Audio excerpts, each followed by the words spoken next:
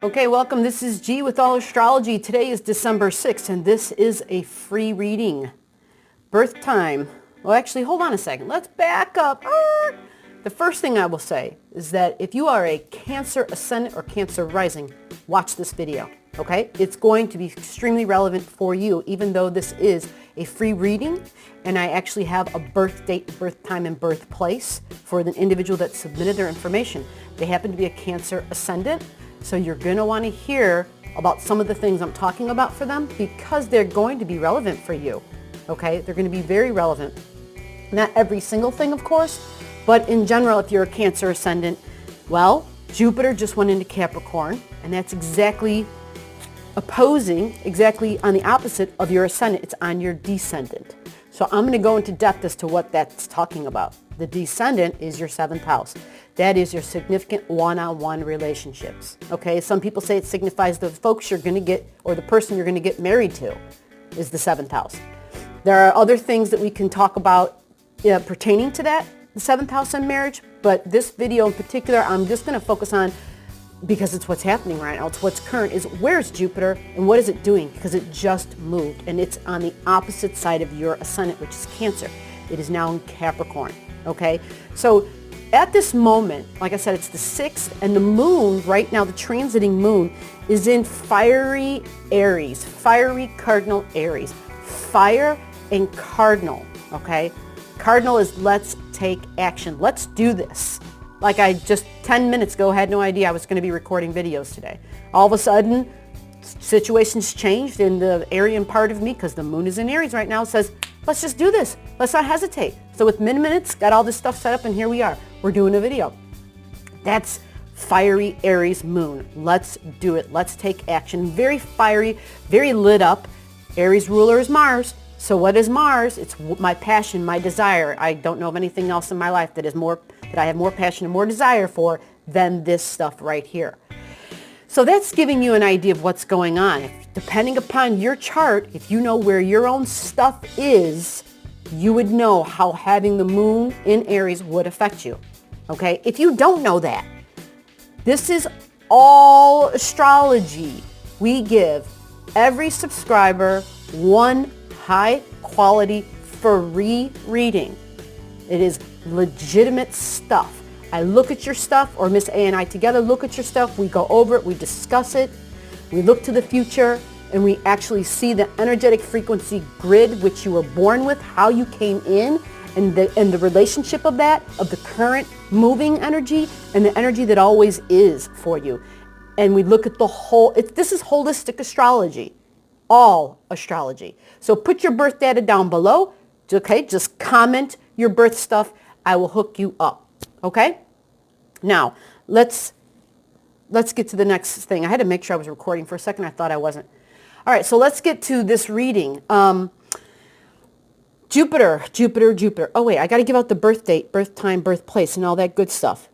Okay, so I already said that this was a Cancer Ascendant reading, and this is for December. Hold on. No, it's not for December. I'm sorry. Hold on. I have to.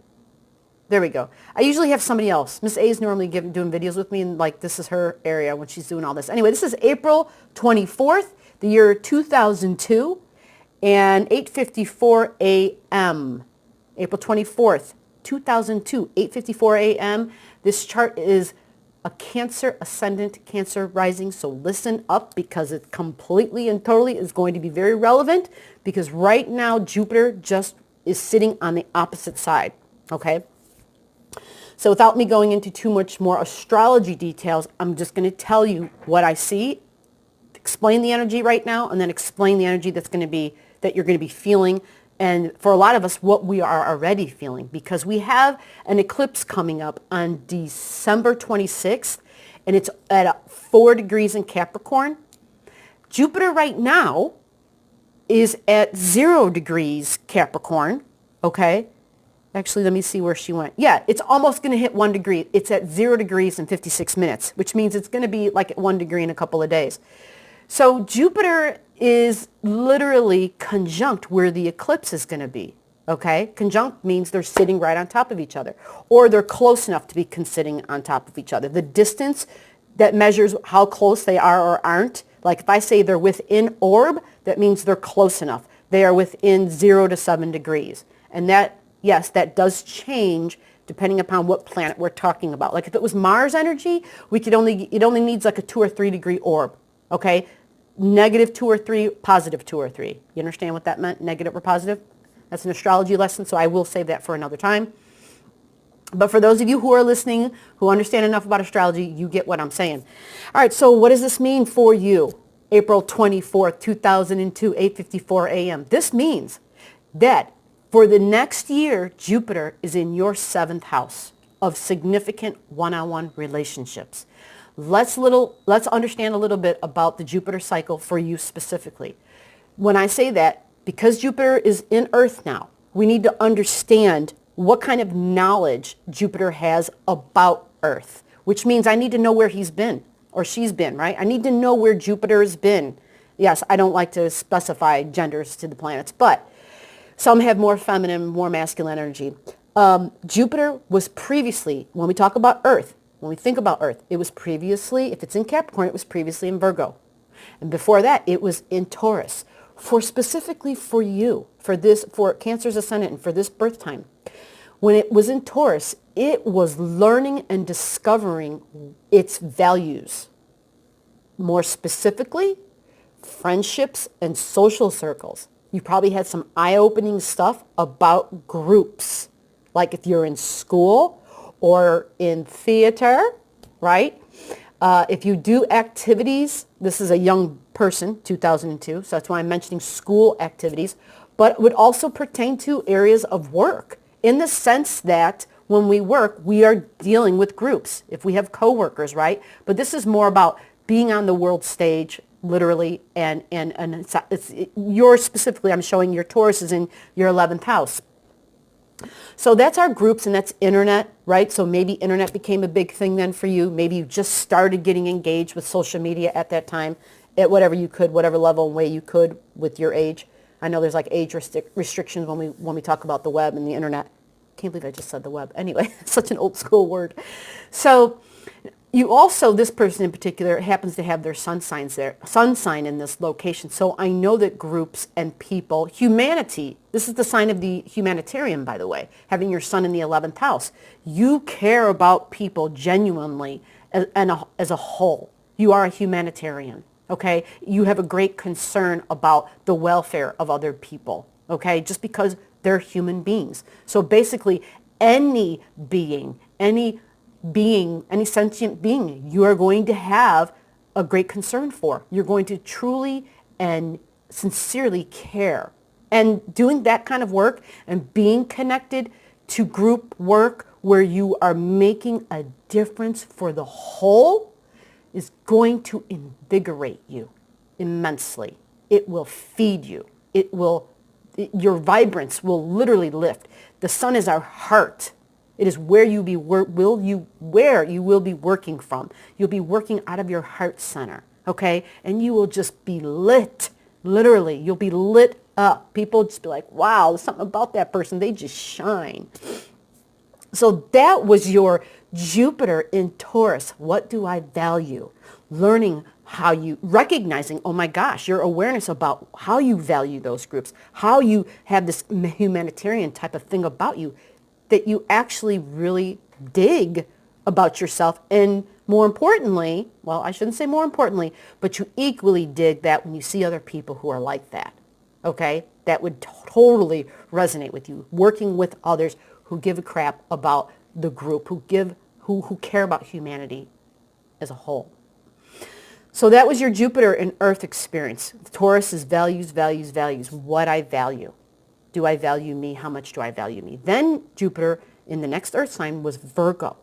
Well, once we learn what we value, we're then trying to figure out how do I attain what I value, right? How do I create it? How do I get it? How do I manifest it? How can this be in my life? Well, that's what Virgo is all about. Virgo is the troubleshooter, first of all. You don't know how to do something, or you need help, or you need someone to tell you like the 1, 2, 3s. You go to a Virgo. They have the ability to look at the details. They are the best detail people around. You need someone to go through something, fine-tooth document with like a fine-tooth comb, you get a damn Virgo to look at it. They're going to be thorough as hell. Well, having Jupiter there meant this was a time in your life lit up where Jupiter, first of all, adds to things, okay? But having it in Virgo meant details of matters around home were lit for you, okay? Around home. And also, what do you value pertaining to home, right? Because Jupiter was still thinking about, what do I value? What do I value? Well, your next Earth sign Virgo was in your 4th house.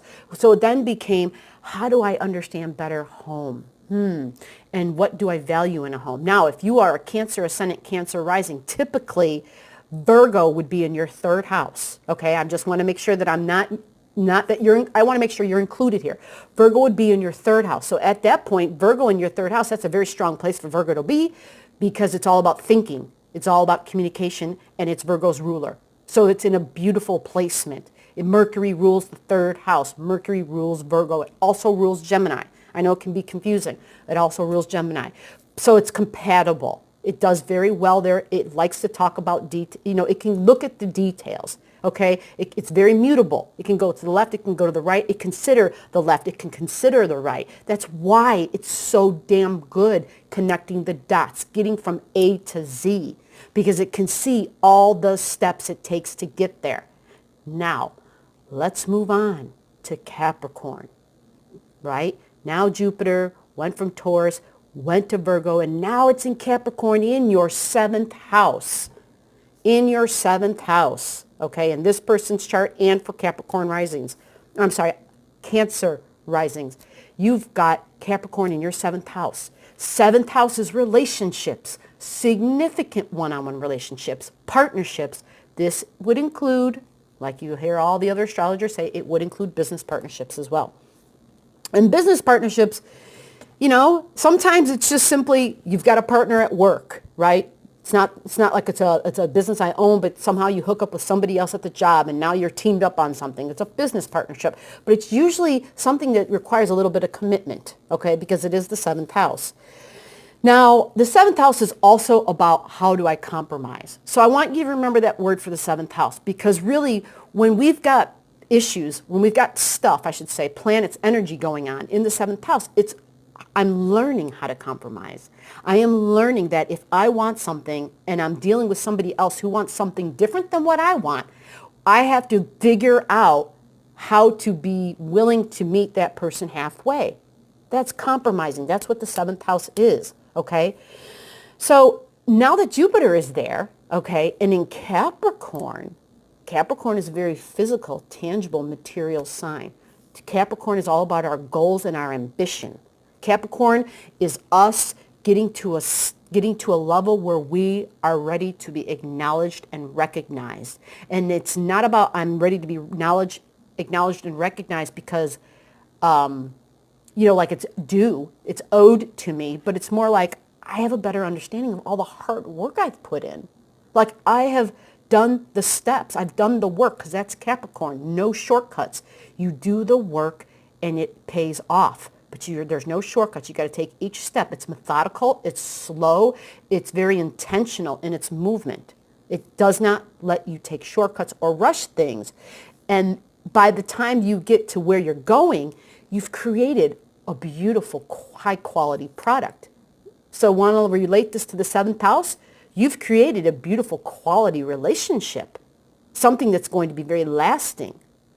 Okay, so Jupiter going through there means likely you're going to be initiating and others are going to be coming to you, right? The initiating energy is a boomerang. Keep that in your mind, folks. Remember, energy is a boomerang.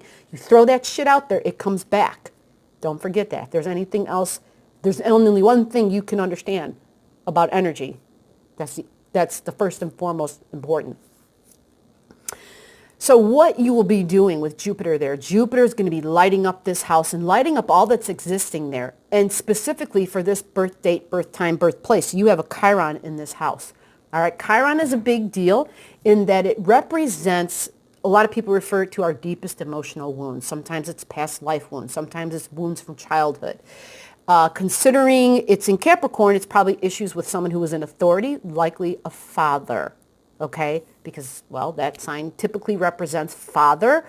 If it's not a father, then it's usually a masculine energy that could represent any individual in your life that had this authoritarian type of vibe to it, right? Someone that you looked up to, someone who you respected, someone who you listened to, someone who said, hey, I think you should do this, and you were just like, okay, I'll do it. You know what I mean? Because you realize their wisdom. You realize they know more than you. You respect them, okay?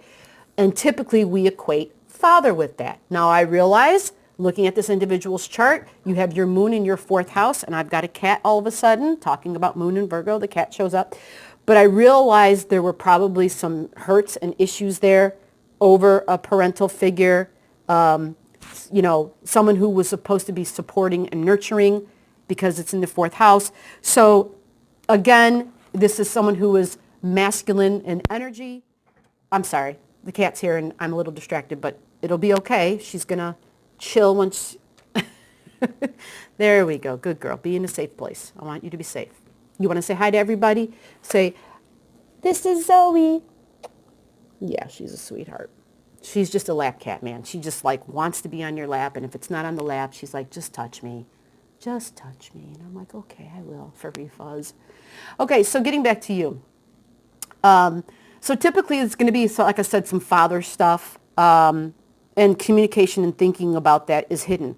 Just so you know, I'm looking specifically at your chart. You can trace planets and the rulers back to more locations to get more details. So for you, what I'm seeing is there is subconscious thinking that you hold, meaning there's subconscious, you have thoughts that you're not aware of, okay? And your hurts are connected to that. And it goes right back to that authority figure. Now, some of the stuff you're probably aware of, okay? I'm not saying you're like in the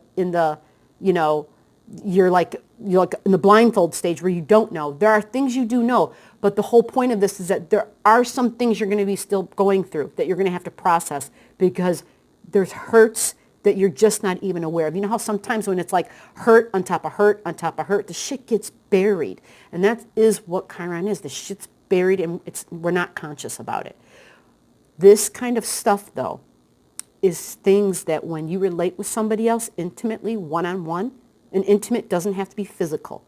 I want you to understand that. This is important as well. So many times we hear the word intimate and we think it means sex, physical intimacy.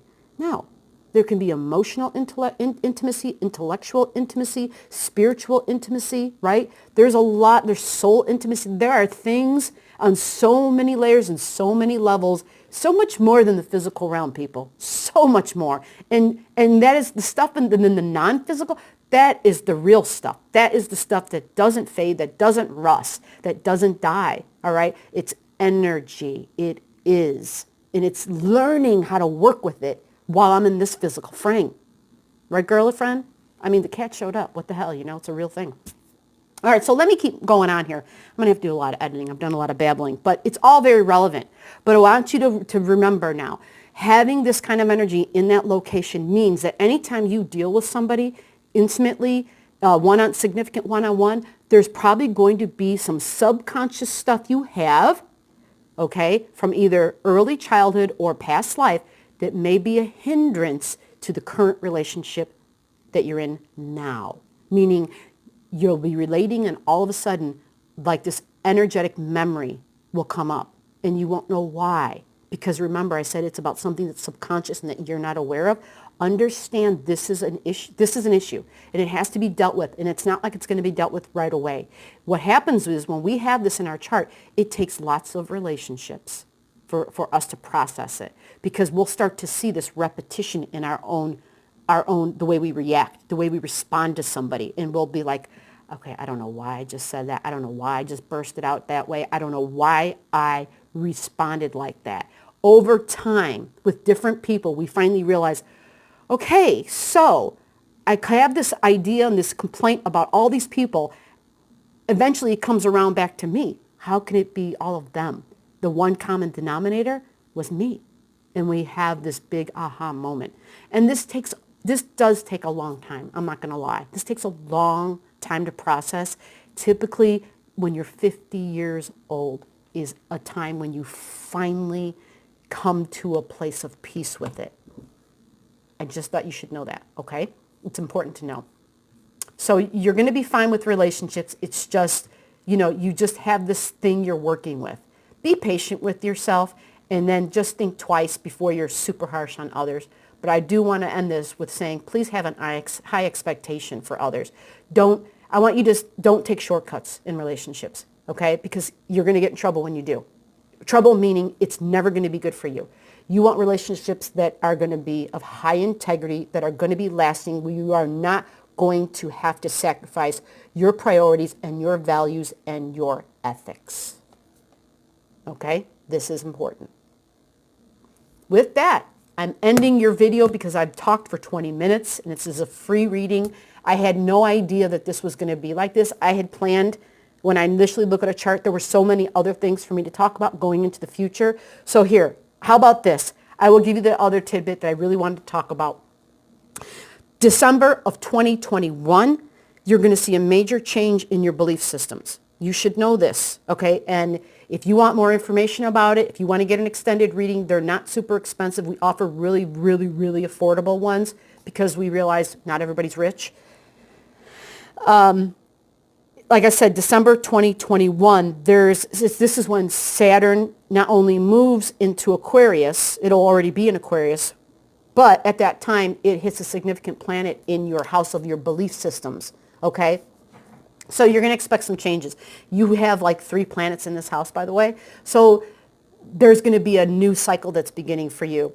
And it's going to be important for you to know about it. It'll help you handle your 3-year Saturn transit, 2.5, 3-year Saturn transit in Aquarius, because you've got multiple planets there. So Saturn's going to touch each one over time. And you're going to probably want to know how to work with that, okay? So with that said, I'm ending this. I hope this helped. I'm out.